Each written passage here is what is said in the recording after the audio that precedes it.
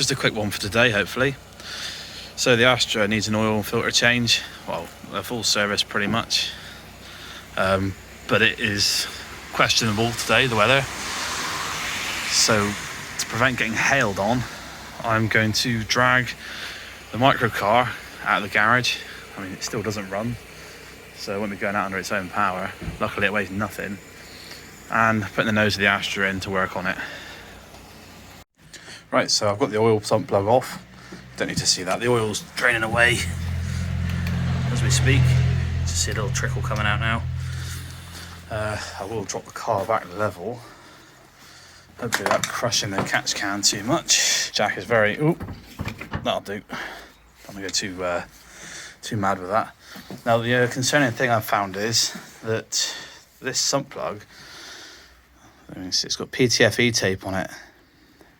Now it might be because whoever did this before was too tight to buy a new copper washer. It looks like they might have actually made one here. Oh, Christ knows. Yeah, it looks like they're literally beating flat a bit of copper pipe or something. Well, I've got a set of copper washers anyway. They're not expensive. But yeah, the only other reason I've seen PTFE tape used on these is because someone's pulled the threads out. Now, hopefully, this is an aluminium sump on this. And this wasn't particularly tight either. It wasn't leaking, but that's a bit concerning. But yeah, the other thing as well is this. If you remember if you've seen the cam belt video, you'll see this would have made me panic after I did the cam belt. Now that's because it's so loose and it rattles so loudly. I started the car after changing the belt, and I honestly thought there were valves hitting pistons. This was rattling that loudly. It scared the life out of me. So I've also got a new one of these Febby Bilstein ones, so hopefully that will last a bit longer. But yeah, we'll see what happens. But hopefully this isn't too bad, and that isn't actually a bad sign, because it's slightly worrying. It's a good point actually to think that maybe the previous owner of this car, the reason it hasn't got any history with it is because they looked after it themselves, and it has been well looked after. The engine's in really good shape. The only other thing is I dropped a bit of coolant level while the car was parked up for the past couple of days after I did the water pump and cam belt. I don't think it's leaking anywhere. I think it's just air working its way out of the system. So I've topped that up. Well, most of it's down there because I missed and spilled it all over the garage floor. But yeah, I managed to drain the oil without spilling a drop on the floor. And that for me is really good, because normally I get it absolutely everywhere. And well, yeah, slip and fall in it normally. So with copper washers, I normally get a little set like this.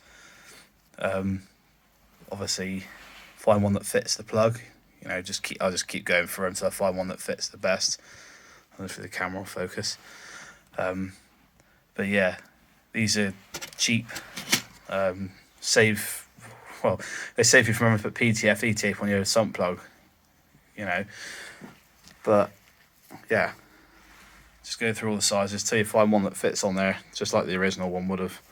There's no need to make your own. These literally, I think I've paid, what, £2-3 for that on eBay. It's next to nothing. Right, so the sump plug's back in now. I've dropped the car back down on the floor off the jack. The threads do feel like they've been pulled quite hard on that sump plug. I've done it up as tight as I dare do it. It has got a little bit of movement in it still, but I don't fancy doing a sump today. It might need a sump in the future if it leaks, because I won't put PTFE tape on it. I'd rather do it properly. But yeah, I'll crack on now. So next is the air filter. Fill the oil back up again. I think from memory it's 4.2 litres, 3.2 litres, but I'll check the Haynes manual and I'll show you how I do that. I measure it out so I get the right amount in there. And what else was I going to say? Yeah, the air filter, oil filter, of course, yeah, down there. All right, hopefully I can find my chain wrench, because I don't think that's going to come off by hand. We'll see.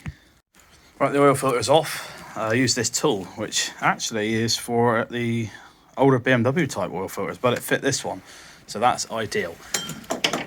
And as you can see, oh yeah, if we start unscrewing the catch can, the oil filter, put a catch can under the car, because you are going to drop some oil. But yeah, I'll drop the oil filter into that, let it run out into the can there. So yeah, I'll go and get the new filter and start installing that in a sec.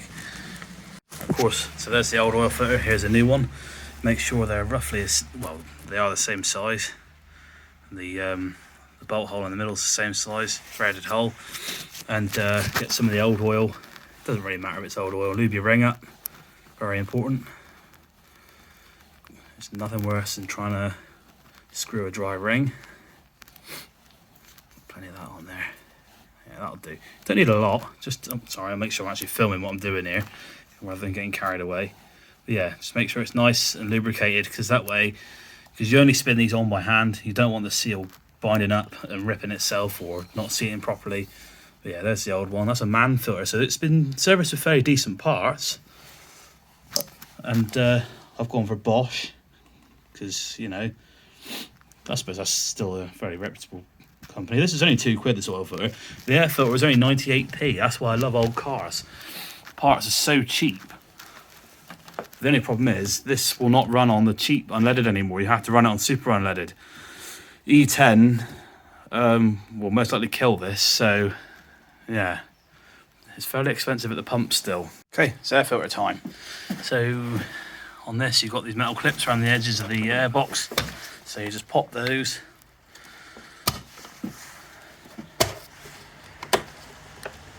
Blimey. And that one, and there's a one behind there. No, there you go. Lid of that just lifts off and gets immediately trapped under the wing. Let's lift the old filter out.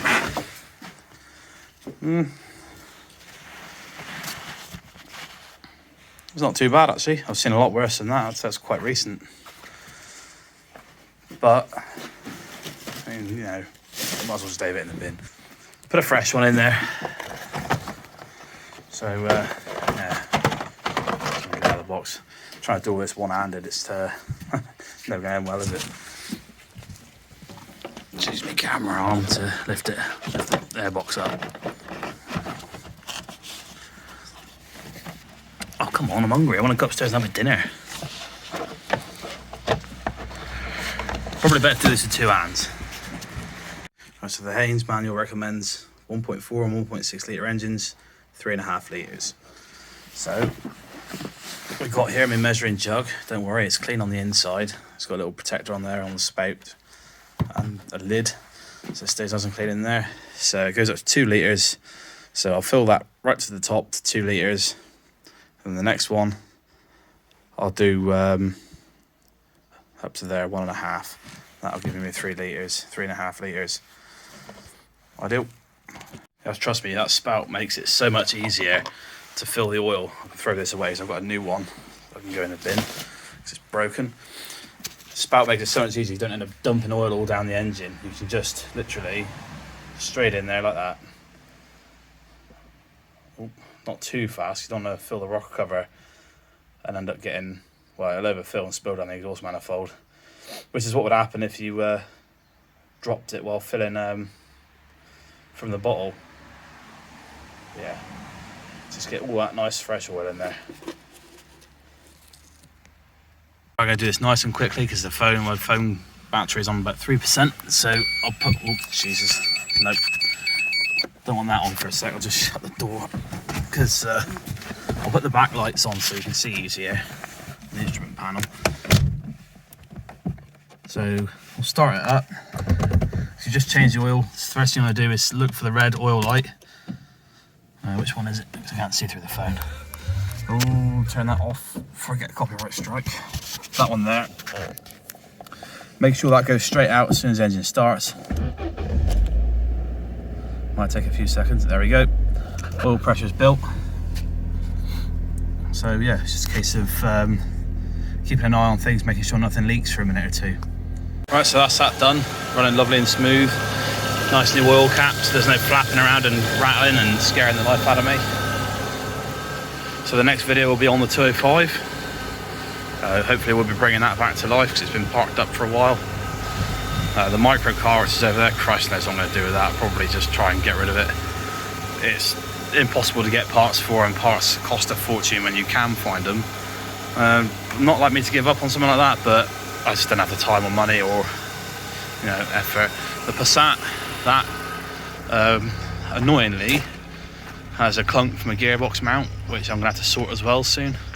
and I need that done because that's my daily car. I use that everywhere, especially when the classics, well, the classics won't be going on the road until after winter because they're going to start salting soon because of the ice. But yeah, I need to sort that out as well. The power mast doesn't quite go all the way to the top. But yeah, that's just been another quick video. Hopefully you like it. You know what to do if you did. Hit that like button, it helps me a lot. And yeah, see you in the next video.